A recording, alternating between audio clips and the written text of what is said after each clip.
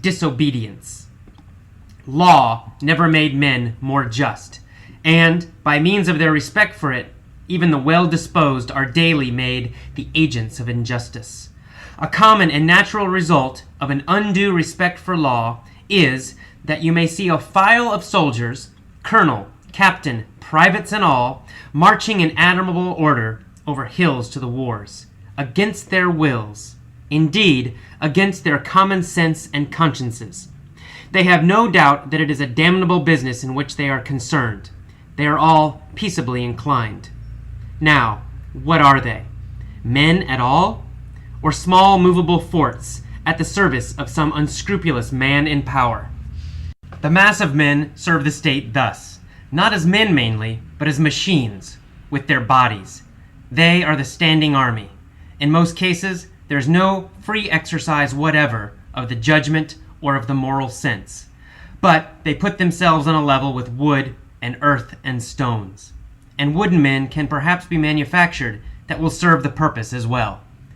Such people command no more respect than men of straw or a lump of dirt. They have the same sort of worth only as horses and dogs. Yet, such as these are commonly considered good citizens. Henry David Thoreau, from Civil Disobedience. Many of the abominable problems in the world are the result of obedience. In our personal lives, in the media, we cry and moan and blame our leaders for the problems of the world. We shift responsibility to them. But are they solely responsible? What about the thousands and millions who are actually carrying out their orders? These people are the ones actually doing the terrible things that their leaders want done. These people have abandoned their conscience and have abandoned their responsibility. Can such people be considered adult human beings at all? Or are they still children or dogs, dutifully obeying their master parent? Think of the American soldiers currently in Iraq. In the end, it is not George Bush who is pulling the trigger or dropping the bombs or torturing the prisoners. He merely gives the orders which no particular man or woman must follow. For, while they might be discharged or put in prison for refusing an order, no one will be hurt or killed for doing so. Isn't Thoreau correct? Aren't our true heroes the ones who disobey unjust laws? Aren't the true heroes the ones who follow their conscience? Here in America, it is our rebels who are our historical heroes. Those who refuse to support injustice. Martin Luther King, the heroes of the American Revolution, John Brown, Malcolm X, Susan B. Anthony, Vietnam War resistors. In the present, such people are always condemned. They are attacked, called unpatriotic, imprisoned, and vilified.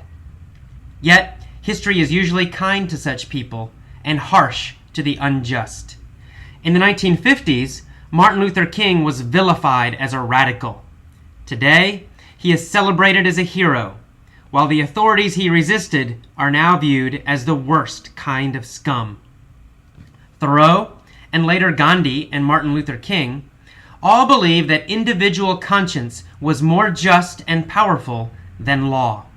All three encouraged people to break unjust laws and to instead have respect for what is good, right, true, and just. Though all three men are now dead, their message is as important today as it was during their lifetime. Thoreau was a great writer, philosopher, poet, and a most practical man. That is, he taught nothing he was not prepared to practice in himself. He was one of the greatest and most moral men America has produced. Mohandas Gandhi. Okay, welcome to the commentary mini-story for the Disobedience article. The mini-stories are just silly, funny little stories to help you practice and remember the new vocabulary, some of the new vocabulary from the article, so that you hear these new words in a little bit different way, different sentences, and hopefully this will help you to remember them. Okay, let's get started. Once there was a guy named Luke. Luke was a rebel. The authorities vilified him and said he was an abominable person. But Luke was really an admirable man. He had a good conscience. He always fought for what was good and just. He refused to obey unjust laws. So, the authorities condemned Luke, and they sent Darth Cheney to kill him. Darth Cheney was an unscrupulous man. He tried to kill Luke. He tried to shoot him. He tried to poison him. He tried to stab him. But he always failed. Finally, in the end, they fought each other. Luke won and killed Darth Cheney. Okay, let's do it again one more time, back to the beginning. There was a guy named Luke. What was Luke? Luke was a rebel. So did Luke work for the government? No, he did not. Was Luke fighting the government? Yes, he was. He was a rebel. He was fighting against the government. The authorities vilified him. So, did the authorities say he was a good person?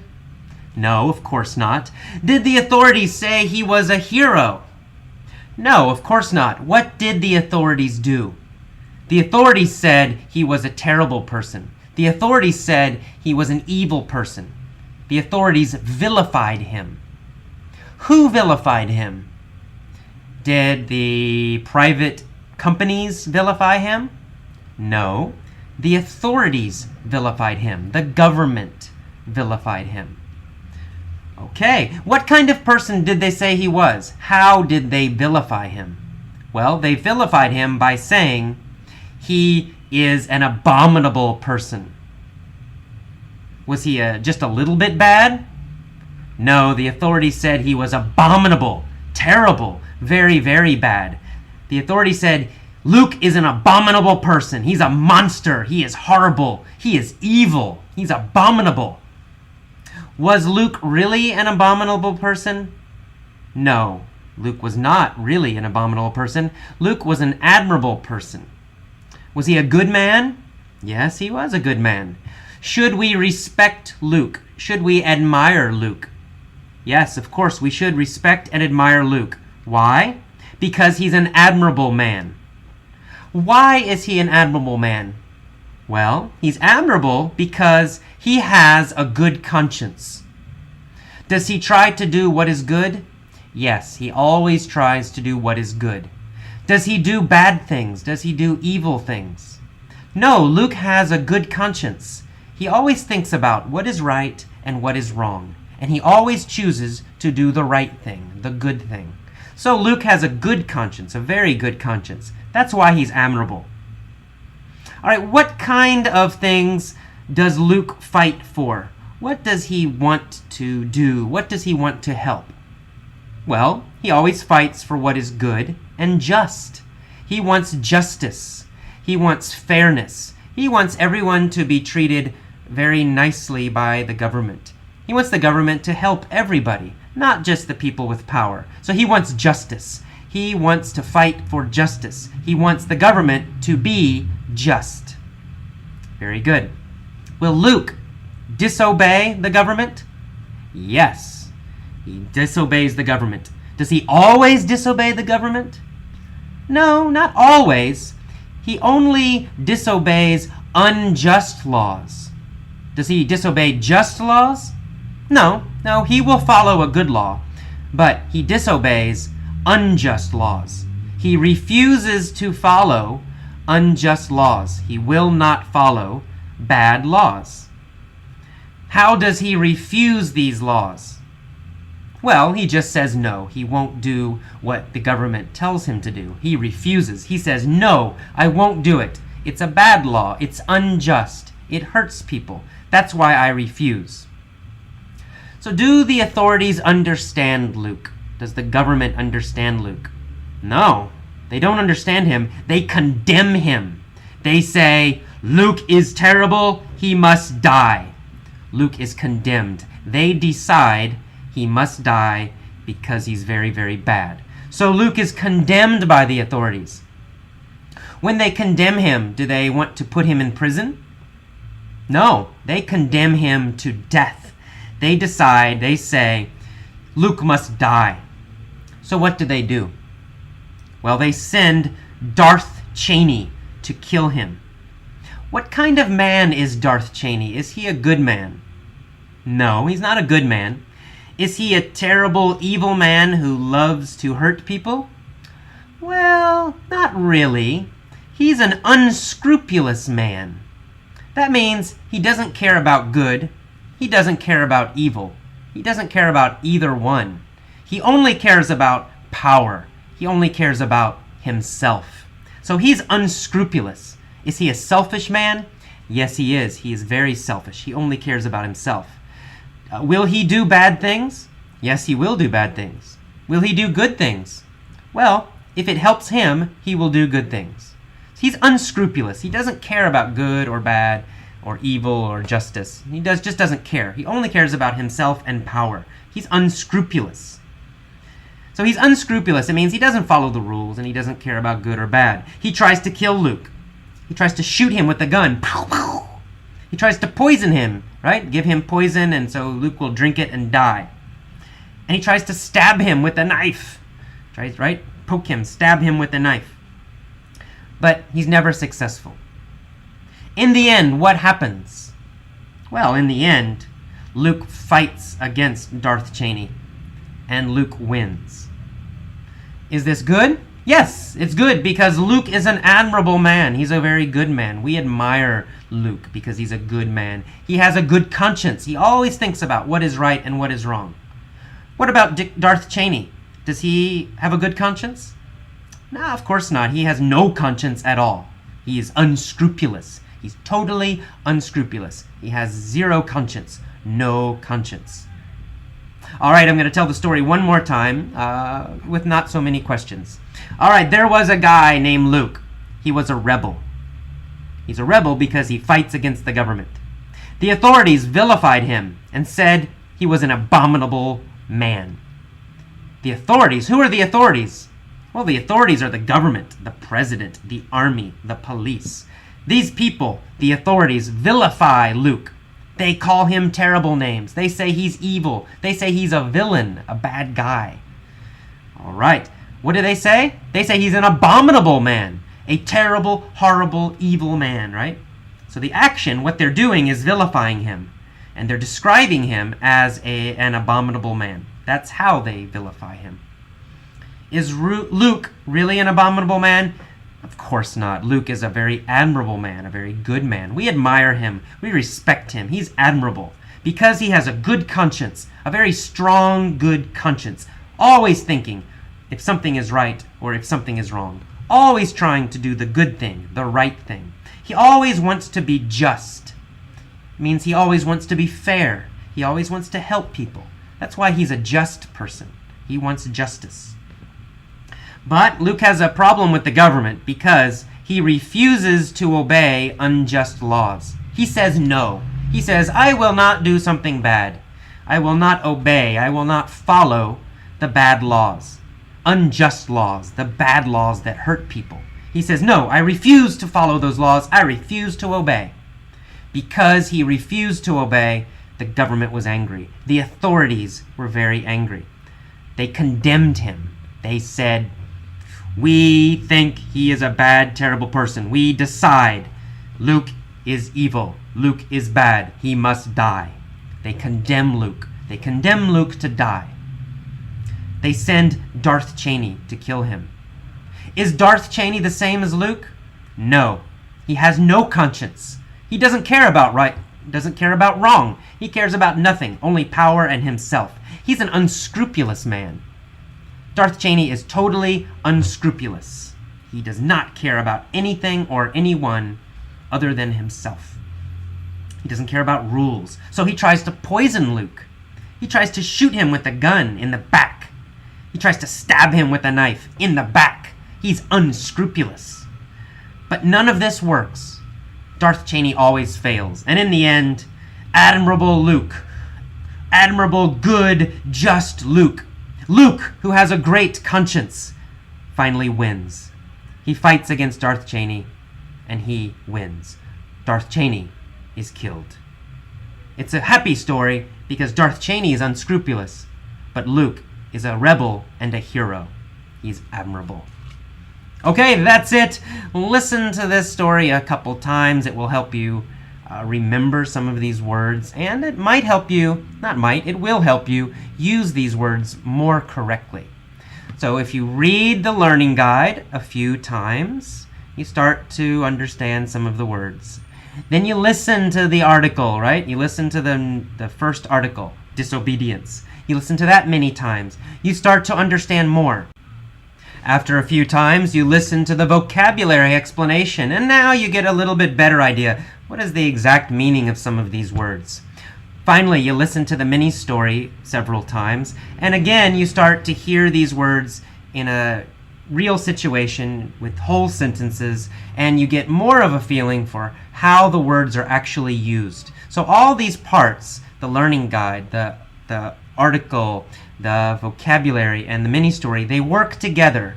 So do all of them, it will help you a lot. And finally, try to write a little bit about this subject in the forums. None of you are doing it, so please try. Okay, I'll see you next time. Good luck with your English learning. Bye-bye. Emotionally Intelligent Husbands by Dr. John Gottman. My data on newlywed couples indicate that more husbands are being transformed. About 35% of the men we've studied fall into the category of emotionally intelligent husbands. Research from previous decades suggests the number used to be much lower. Because this type of husband honors and respects his wife, he will be open to learning more about emotions from her. He will come to understand her world and those of his children and friends. He may not emote in the same way that his wife does, but he will learn how to better connect with her emotionally. As he does so, he'll make choices that show he honors her. When he's watching the football game and she needs to talk, he'll turn off the TV and listen. He is choosing us over me. I believe the emotionally intelligent husband is the next step in social evolution. This doesn't mean that he is superior to other men in personality, upbringing, or moral fiber. He has simply figured out something very important about being married that the others haven't yet. And this is how to honor his wife and convey his respect to her. It is really that elementary. The new husband is likely to make his career less of a priority than his family life because his definition of success has been revised. Unlike husbands before him, he makes a detailed map of his wife's world. He keeps in touch with his admiration and fondness for her, and he communicates it by turning toward her in his daily actions. This benefits not only his marriage, but his children as well. Research shows that a husband who can accept influence from his wife also tends to be an outstanding father. He is familiar with his children's world and knows all about their friends and their fears. Because he's not afraid of emotions, he teaches his children to respect their own feelings and themselves. He turns off the football game for them too, because he wants them to remember him as having had time for them. The new type of husband and father leads a meaningful and rich life. Having a happy family base makes it possible for him to create and work effectively. Because he is so connected to his wife, she will come to him not only when she is troubled, but when she is delighted. When the city awakens to a beautiful fresh snowstorm, his children will come running for him to see it. The people who matter most to him will care about him when he lives and mourn him when he dies. The other kind of husband and father is a very sad story. He responds to the loss of male entitlement with righteous indignation, or he feels like an innocent victim. He may become more authoritarian or withdraw into a lonely shell, protecting what little he has left.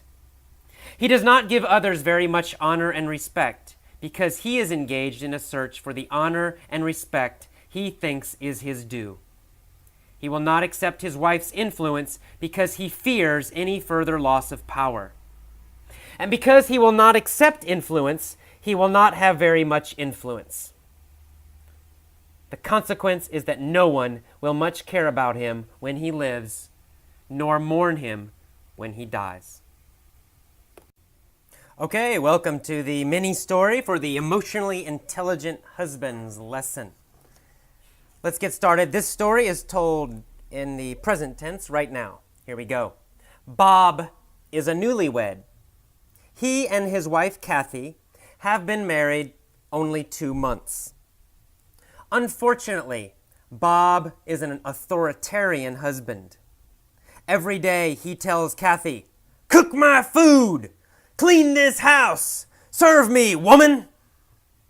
Bob feels he is entitled to be served like a king by his wife. Kathy is very sweet. She's a very sensitive person, and she emotes strongly.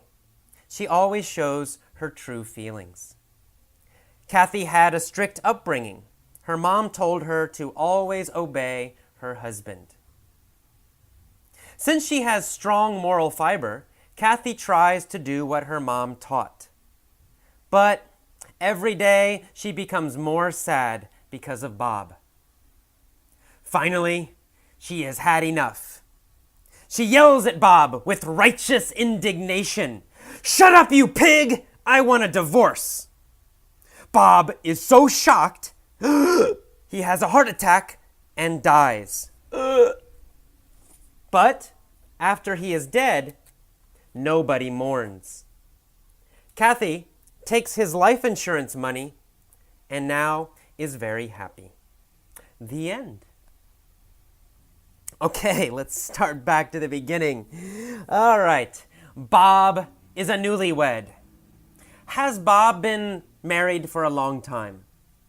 Well, no, he has not. He is a newlywed. Has his wife been married for a long time? Well, of course not. They both got married at the same time. Not a long time. They are both newlyweds. They've been married a short time. How long have they been married? Well, they've been married only 2 months. So they are newlyweds because they have been married less than 1 year. So Bob is a newlywed, and of course, Kathy is a newlywed. They are both newlyweds, using it as a noun. Unfortunately, Bob is an authoritarian husband. Is Bob a tolerant husband? No. He's not tolerant. He doesn't care about his wife's opinions or other people's opinions. Is Bob a flexible husband?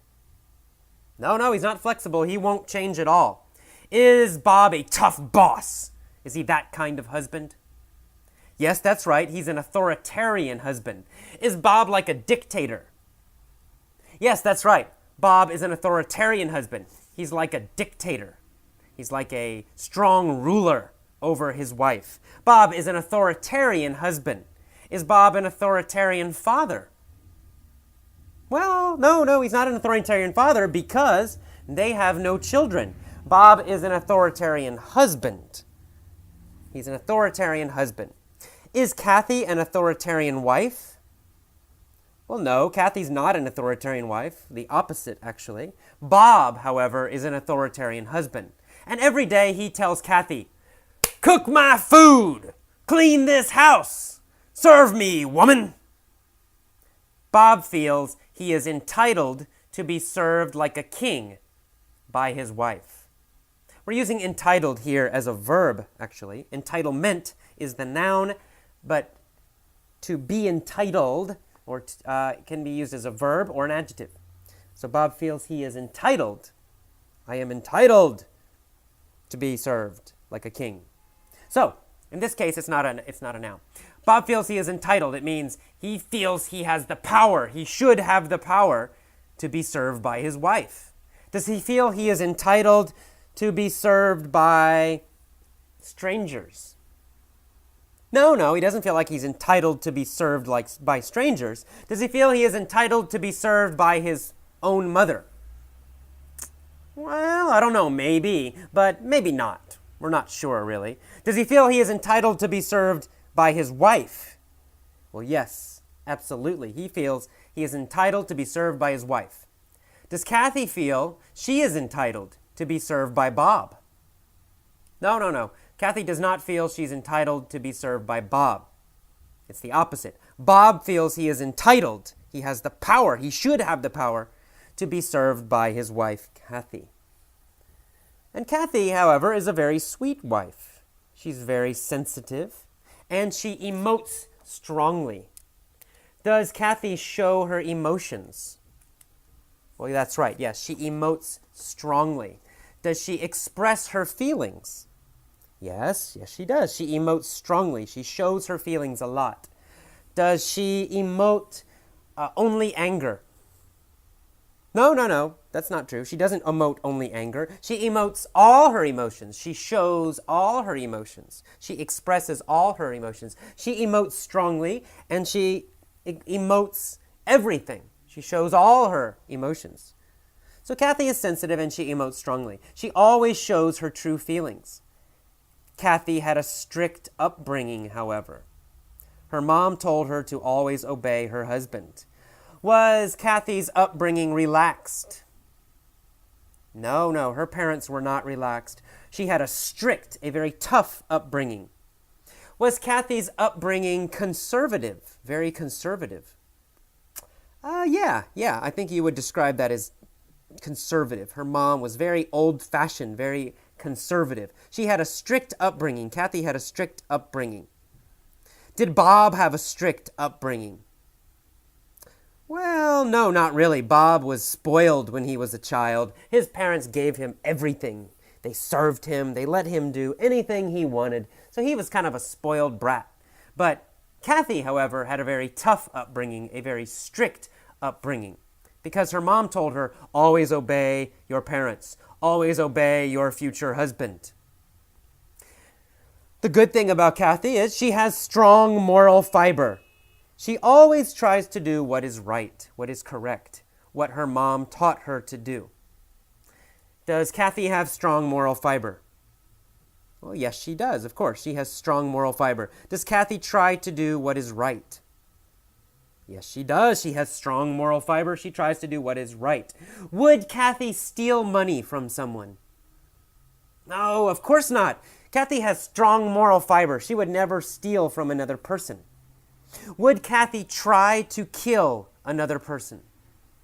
No, Kathy has strong moral fiber. She would never try to kill or hurt someone else. She has strong moral fiber.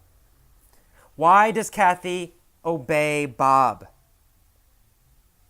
Well, because her mom told her she should. Kathy thinks she must have strong moral fiber and therefore must obey Bob. But finally, she changes her mind, right? Finally, she yells at him because she is sad every day because of Bob. So finally, she yells at him with righteous indignation. Does she talk to him quietly? Well, no, she yells, of course. Does she yell with a lot of anger? Yes, that's right, she does. She's very angry when she yells. She's indignant. She has indignation. She yells at him with indignation, with anger. What kind of anger? Is it anger from being, hurt? Not exactly. No. It's righteous indignation. She feels Bob is wrong and she is right. Bob is doing bad things, and Kathy is a good person, so she feels righteous indignation. She has righteous indignation. She yells at him with righteous indignation. When she yells with righteous indignation, what does she say? Well, she says, "Shut up, you pig! I want a divorce!" Is Bob surprised by Kathy's righteous indignation? Yes, he is. He's very surprised by her righteous indignation. So surprised, he has a heart attack. And then he dies. But after Bob is dead, nobody mourns. Does anybody feel sad because Bob is dead? Well, no. Nobody feels sad. Nobody mourns him. Does Kathy mourn him? No, Kathy doesn't mourn him. She doesn't feel sad after he dies. She thinks he's a pig, right? He's been a bad man, so she does not mourn him. She does not cry. She does not wear black. She does not feel really sad. She does not mourn him. Do Bob's friends mourn him? No, Bob's friends don't mourn him either because he doesn't have any friends. Nobody likes Bob. So Bob is not mourned by his friends because he doesn't have friends. And Kathy doesn't mourn Bob either. Nobody mourns Bob. Nobody feels sad for Bob after he's dead. What happens next? Does Kathy have a good life? Well, as a matter of fact, she does. She gets money from Bob's life insurance, and now she is rich and free and very happy. All right, good job. One more time. This time I'll pause. Please repeat the key phrases after me. Now, don't just repeat. Copy my pronunciation. Copy my rhythm. Copy my tone. Everything. Copy my emotion. Here we go. Bob is a newlywed. Good. Bob is a newlywed. Okay, very good. He and his wife, Kathy, have been married only 2 months. Unfortunately, Bob is an authoritarian husband. Okay, good. Unfortunately, Bob is an authoritarian husband. Good. Every day he yells at Kathy. He says, "Cook my food, clean this house, serve me, woman." Bob feels he is entitled to be served by his wife. Okay, good, a little bit difficult. Bob feels he is entitled to be served by his wife. Okay, good. Bob feels he is entitled to be served by his wife. Kathy, however, is a very sweet wife. She is very sensitive and she emotes strongly. Okay, very good. She is very sensitive and she emotes strongly. Good. She is very sensitive and she emotes strongly. She always shows her true feelings. Kathy had a strict upbringing. Good. Kathy had a strict upbringing. Very good. Her mom taught her to always obey her parents and always obey her future husband. Since she has strong moral fiber, Kathy tries to follow her mom's teaching. Okay, very good. Since she has strong moral fiber, Kathy tries to follow her mom's teaching.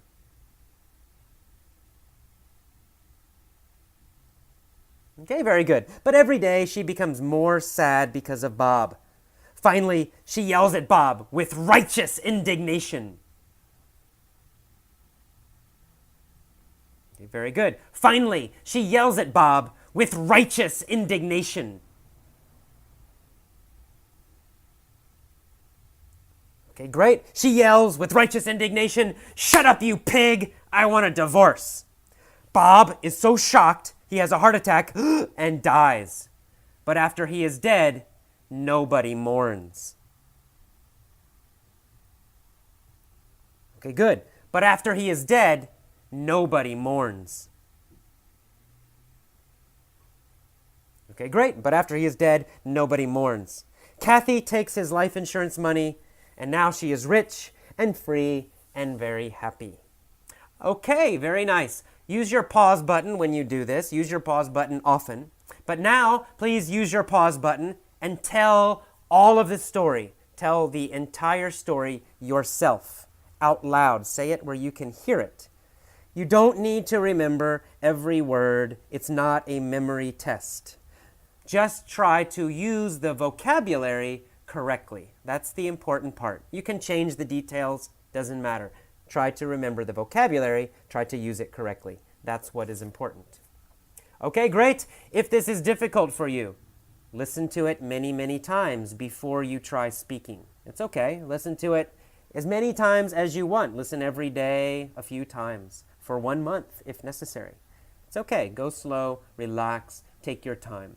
After you understand it completely and easily, then, only then, try practicing speaking with your pause button.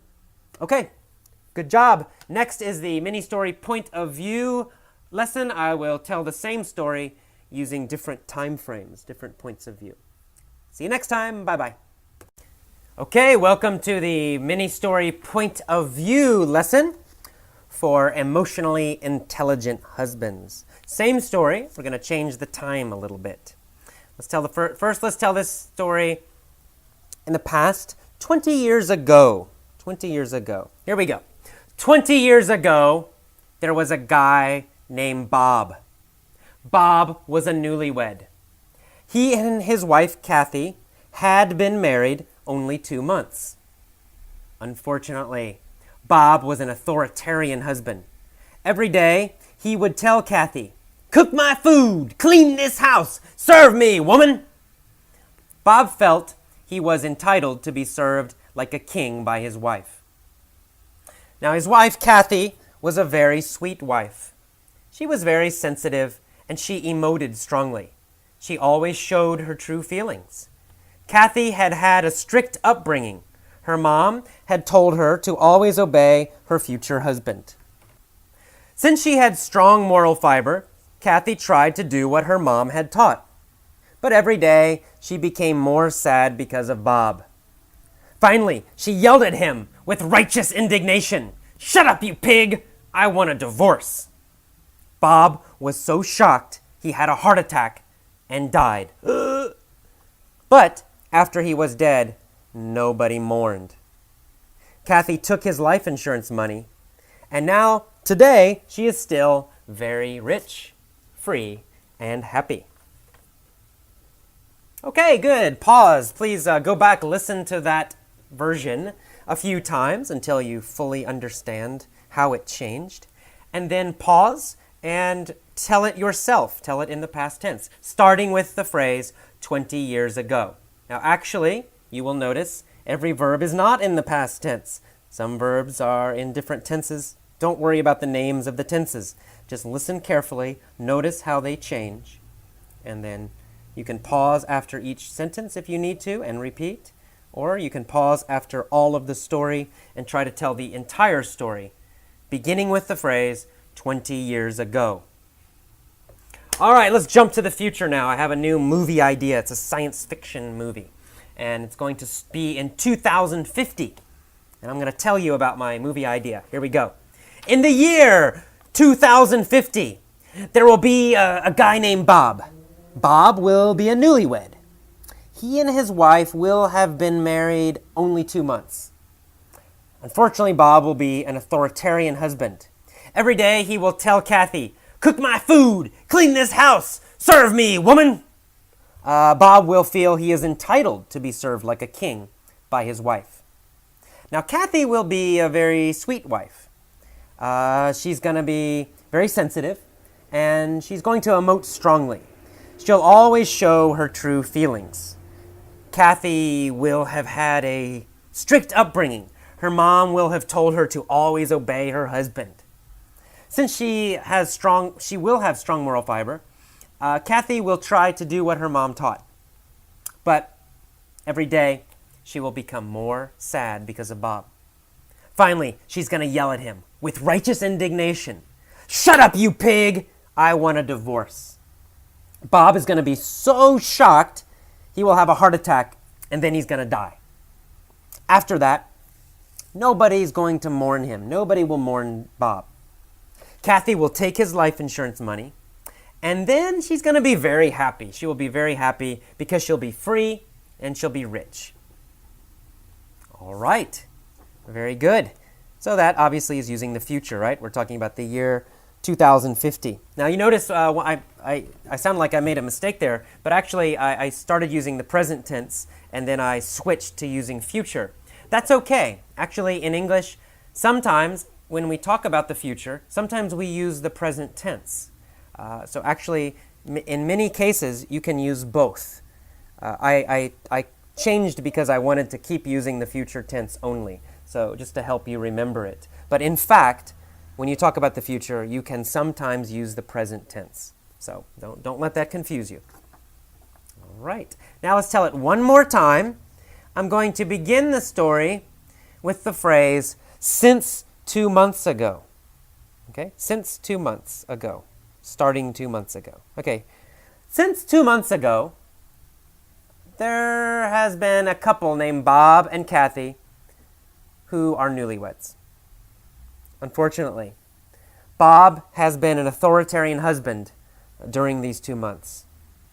Every day he has yelled at Kathy, "Cook my food! Clean this house! Serve me, woman!" Now, during this time, this 2 months, Bob has felt he is entitled to be served like a king by his wife. Now, Kathy, his wife, she's a very sweet woman. She's very sensitive, and she has always emoted strongly. She has always showed her true feelings to Bob. Kathy, in the past, had a strict upbringing. Her mom told her to always obey her future husband. Now, since she has strong moral fiber, and during this 2 months she has had strong moral fiber, Kathy has tried to do what her mom taught her. But every day she has become more sad because of Bob. Finally, one day, she's sick of it. Finally, one day, she yells at him. And she yells at him with righteous indignation. She says, "Shut up, you pig! I want a divorce." Well, Bob is so shocked he has a heart attack and dies. But after he's dead, nobody mourns. Kathy takes his life insurance money and is now very happy. Okay, you'll notice in that one, I use have had, have gone, right? In the beginning. Whenever I'm talking about during the last 2 months, since 2 months ago, it means starting 2 months ago and continuing all up until now. Anytime I'm talking about something that has continued, that started 2 months ago and has continued until now, I'm using have gone, have had, right? But then I change to the present tense. I say, finally one day. Okay, now I change to the present tense. I could change to the past tense. I could have said, finally one day, she yelled at him, "Shut up, you pig." And then Bob was so shocked, or then I could tell that the rest of the story, the end of the story, could be in the past tense if I say that happened in the past. I decided to tell it in the present tense, meaning I started 2 months ago, I come up until now, the end of the story is told in the present tense. The end of the story is happening, happening recently. But the beginning of the story, I'm talking about what has happened during this whole time, during a period that started in the past 2 months ago and has continued until recently. Okay, again, don't think too much about the grammar terms. You don't need to know present perfect, past perfect. That's not important. What I want you to do is listen many times to each version, pause, go back, listen again, then try to maybe repeat or copy individual sentences, then try to repeat and copy telling all of the story, all of the version, using the beginning phrases. 20 years ago is version number 1. Version number 2, in 2050. And version number 3, since 2 months ago. All right, good luck. See you next time. Bye-bye.